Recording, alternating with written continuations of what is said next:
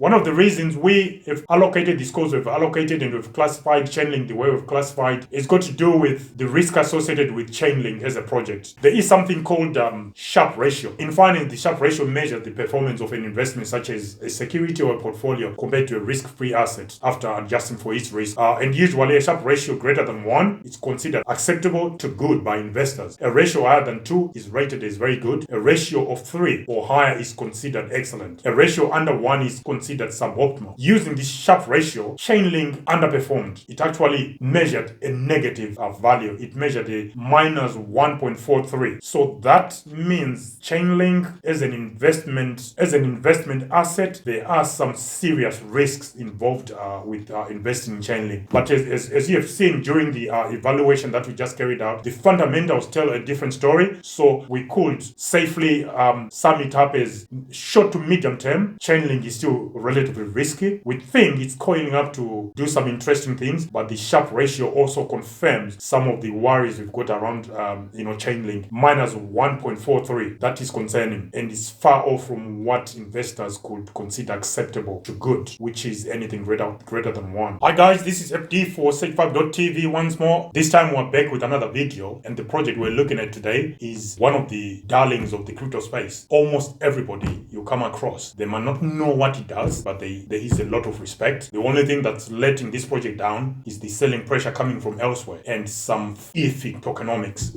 But the project itself, I can safely say from our point of view, it looks solid and it's got a lot of potential. And I could also say, looking at the charts as well, you could turn on and say this has been a good accumulation stage because this thing is coiling up. Again, you guys, we are not into price projections because that's not our thing. What we're trying to do here is just education. We're trying to share educational content. We leave the pricing forecast and price projections to other YouTubers. We just want to give you the fundamentals and share with you tools, give you the tools to help you be a good investor. Guys, please don't forget to hit like and subscribe as well as hit that notification bell. And also bear in mind that what I'm sharing with you today is not financial advice. These are my own opinions based on my own experience for the time period I've been within the crypto space. I've been within this space for around 2 years now, and I'm coming from the medical technology space. That's where I've got my expertise within that field. And what I'm trying to do is to share my experiences that I'm leveraging from that space onto the crypto space, as well as learning from the space itself. So the project we're going to be looking at today is Chainlink. This is the data oracle. I think most of you have heard about Chainlink for quite a while. This project, as far as I'm concerned, it's coiling up. It's about to explode. That's my own point of view. That is my own opinion. So what is Chainlink? Chainlink is a decentralized oracle network that aims to provide tamper-proof inputs, outputs, and computations between smart contracts on smart contracting platforms and external data sources in order to secure and achieve access to off-chain data feeds. I know it's a mouthful. Basically, this is the connection between smart contracts and the real world, or the blockchains via smart contracts and the real world via tamper-proof inputs and outputs and computation. Already you can tell, without Chainlink, you may not have accurate pricing data, you may not have accurate betting results and so forth,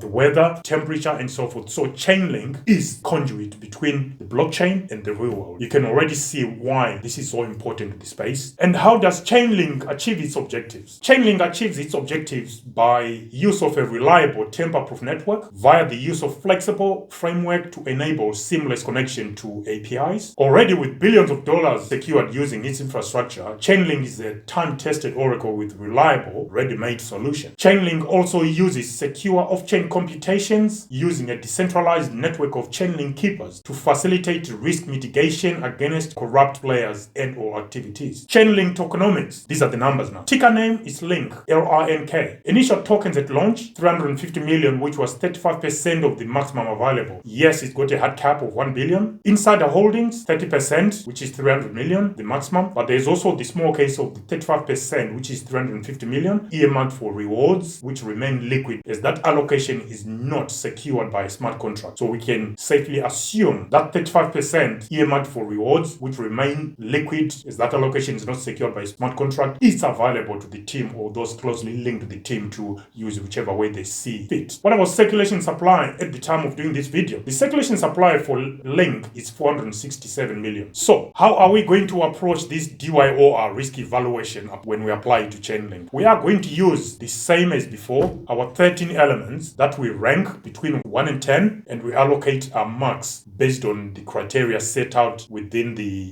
parameters or the rules of DYOR risk evaluation toolkit. And the 13 elements are as follows. Decentralization, how decentralized is the network? Security, is the software underpinning that blockchain or network being audited by an external body? Scaling, does the project scale? Interoperability, does the project reach outside its own boundaries? Does it communicate with third-party blockchains or protocols, communicate, share data, and use that data as fit or as appropriate? What about the team? Do they have any public profiles? Do they reach out using public platforms? It could be on social media or via their own website, as long as they are not anonymous. That's what you're looking for here. And then we also consider social media. Does the project have any social media via Twitter? Does it engage with its community via Discord? What about the age of the project? Is the project relatively new? Was it launched last week, last month, 1 year? How many years has it been operating as a project? When was it launched? Use cases. We are looking at whether the project has got what we classify as infrastructural use cases, which is tools that other projects can come on board and start utilizing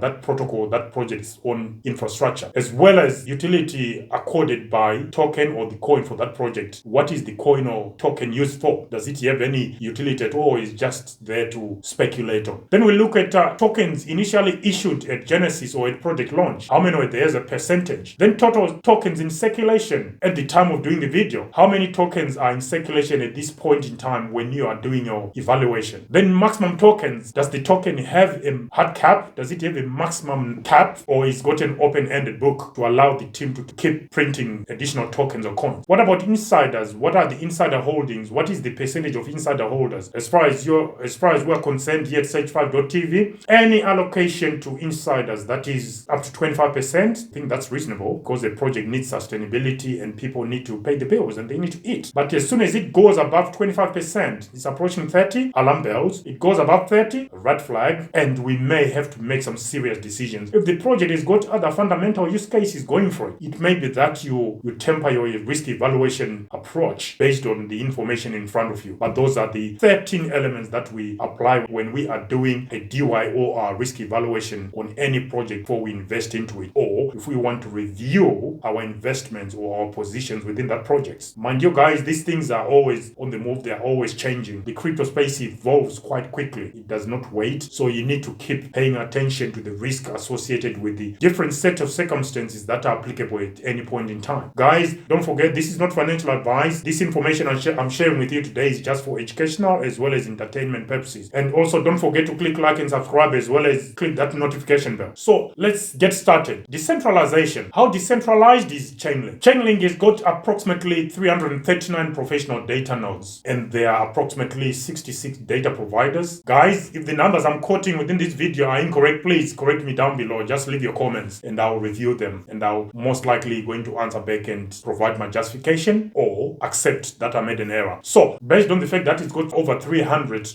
nodes, which reflect an element of decentralization to an extent, we are going to give Chainlink 5 out of 10, which is 50% of the points available. What about security? Yes, it was security audited by Callisto Network, and the audit results are flagged or highlighted 2 low severity issues that were subsequently dealt with. So we think within reason, Chainlink is relatively secure, and we are going to give Chainlink 7.5 points out of 10. What about scaling? Does Chainlink scale, or does it suffer during times of high traffic? The project claims that Chainlink scales infinitely, with numerous integrations to date running into thousands. So based on the fact that it's already have numerous projects, integrating into Chainlink using its oracles, we think Chainlink's scalability is endless. We think it can scale without any problems at all. And because of that, we are going to give Chainlink 7.5 points out of 10, which is 75% of the points available. What about interoperability? Does Chainlink extend outside its own boundaries? Of course, that is Chainlink's own job. Its job is to work across its boundaries and work with other blockchains. Chainlink is designed for interoperability using its cross-chain interoperability protocol, CCIP. Here are some of the projects that have integrated with Chainlink. These are just some examples, as well as some case studies if you guys want to read more about it. I'll also leave some links down below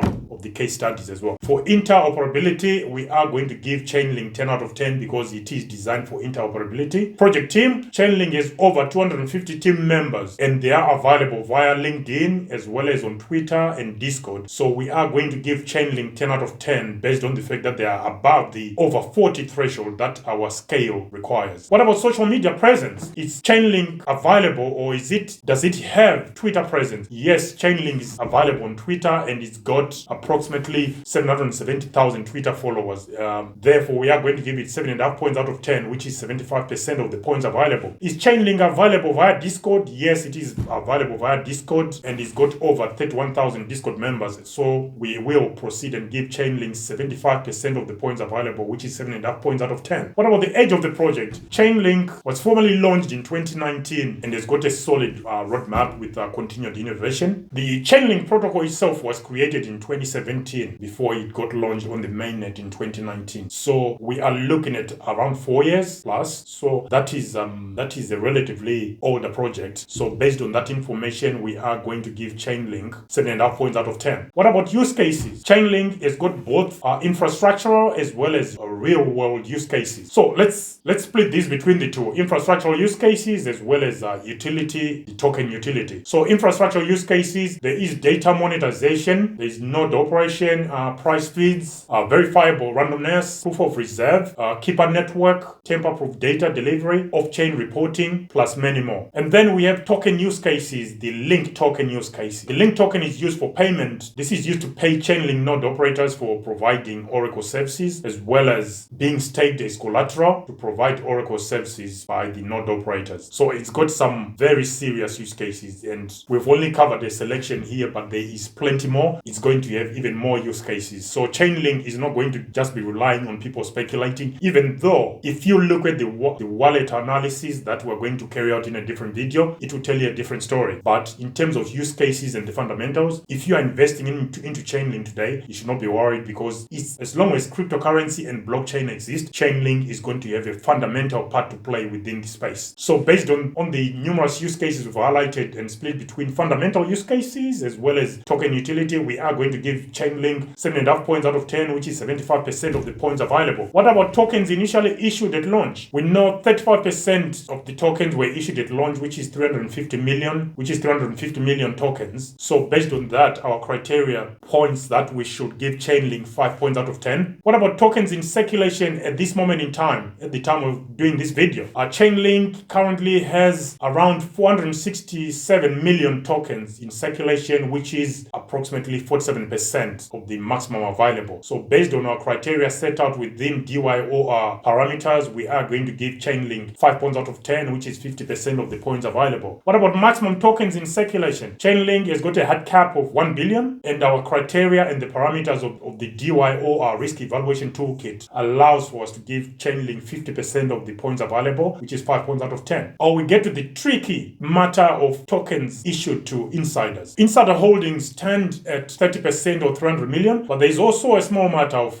the 35% that is earmarked for rewards to the community, which remain liquid, as that allocation is not secured by a smart contract. Therefore, this leaves us with 65% under the control of insiders. Even Messari, they did highlight this as an issue. So this is something that people in the know, or people who are serious about investing into Chainlink, they are always raising that as an issue that needs to be addressed, or at least get some answers as to why there is no smart contract locking the 35% that is earmarked for rewards. With the price pressure that Chainlink has been suffering from of late, no wonder why people always raise that as an issue. But we will give the team the benefit of the doubt, and we will look at Chainlink's tokenomics and distribution in a different video. So based on that 65%, because at the moment there is no way to skin this, based on the 65%, we are going to give Chainlink 0 out of 10. Which is 0 points of the maximum available. Let's do a rundown of what Chainlink has scored, as far as our DYOR risk evaluation toolkit is concerned. On decentralization, we gave Chainlink 5 out of 10, which is 50% of the points available.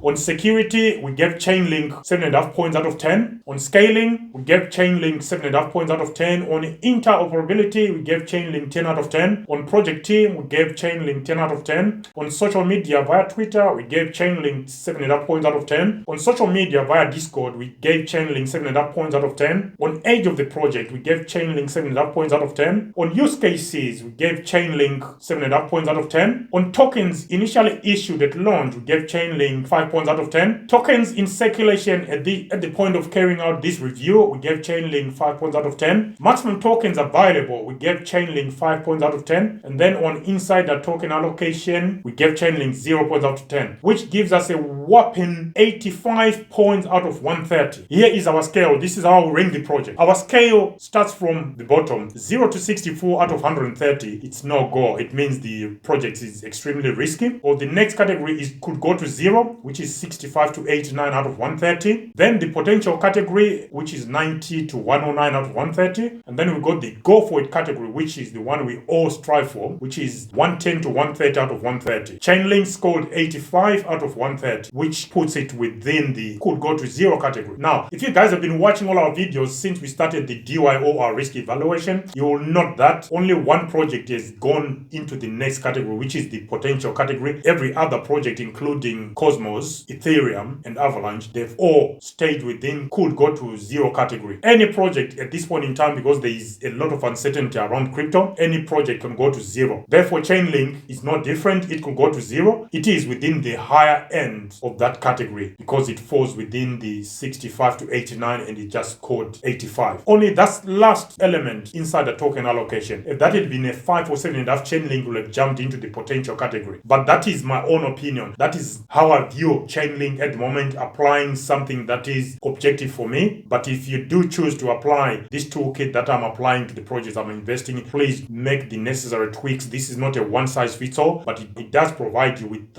a framework to carry out objective evaluations of the project you're jumping into in order to reduce or mitigate the risks in investing in this class of project, which is the digital space or the cryptocurrency space. So what do you guys think? 85 out of 130 could go to 0. That's a good reflection of what Chainlink is. Comments down below. Let us know what you guys think. One of the reasons we have allocated this course, we've allocated and we've classified Chainlink the way we've classified, is got to do with the risk associated with Chainlink as a project. There is something called Sharpe ratio. In finance, the Sharpe ratio measures the performance of an investment such as a security or a portfolio compared to a risk-free asset after adjusting for its risk. And usually a Sharpe ratio greater than 1 is considered acceptable to good by investors. A ratio higher than 2 is rated as very good. A ratio of 3 or higher is considered excellent. A ratio under 1 is considered suboptimal. Using this Sharpe ratio, Chainlink underperformed. It actually measured a negative value. It measured a minus 1.43. So that means Chainlink as an investment asset, there are some serious risks involved with investing in Chainlink. But as you have seen during the evaluation that we just carried out, the fundamentals tell a different story. So we could safely sum it up as short to medium term, Chainlink is still relatively risky. We think it's going up to do some interesting things, but the Sharpe ratio also confirms some of the worries we've got around Chainlink. Minus 1.43, that is concerning and is far off from what investors could consider acceptable to good, which is anything greater than 1. Guys, again, comment what you think. Tell us what you think down below. And then if you also consider that links, Chainlinks or the link tokens market dominance has been on the decline. It last peaked, last year in May, where it reached around 0.891 of the overall total circulating crypto market cap. And it started to decline at the very same time more link was being dumped onto the market. That doesn't help. We expect the same again to happen as soon as the next leg of the bull market run is confirmed. We expect whoever is dumping this, we got our suspicion that it might be the team or adding more link tokens onto the market. As soon as we have confirmation that the next leg of the bull run is up and running, we may also experience some selling pressure from Chainlink because there will be more tokens being introduced onto the market. Guys, don't forget to click like and subscribe as well as hit that notification bell. Having said that, tell us what you think, guys. Do you think Chainlink is a good project to invest right now? Are you going to invest more having watched this video? Are you going to exit some of your position within Chainlink because of this video, this evaluation you just carried out? Let us know what you're thinking, what you're about to do. Comments down below, good or positive or negative, or welcome. Guys, thank you very much for joining us today. As always, this has been fun and it was quite an experience researching Chainlink. This is FD signing out. See you in the next one. Thank you. Bye.